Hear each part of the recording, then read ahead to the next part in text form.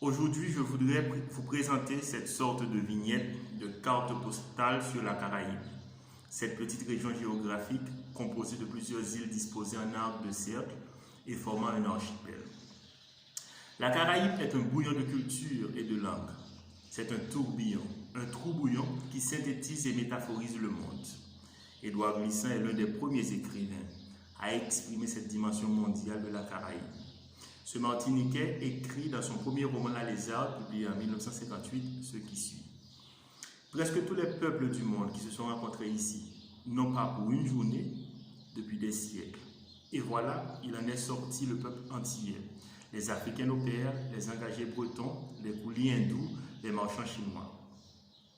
La Caraïbe, c'est donc le point de rencontre, d'articulation et de jonction de presque tous les peuples du monde, en particulier de 3 continents, l'Europe, l'Afrique et l'Asie.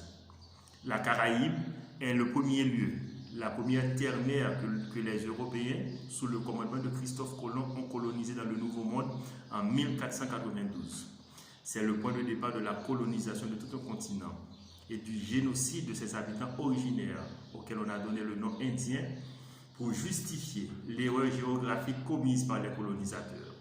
Ceux-ci croyaient qu'ils débarquaient en Inde alors qu'ils arrivaient sur une nouvelle terre. C'est aussi le point de lancement de la résistance indigène dirigée par une femme, Anna Carola.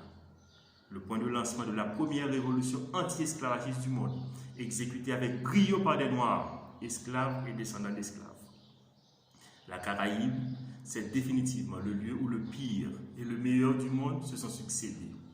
La Caraïbe est en fin de compte un lieu où l'espérance ferait son propre chemin, avec tout et en dépit de tout.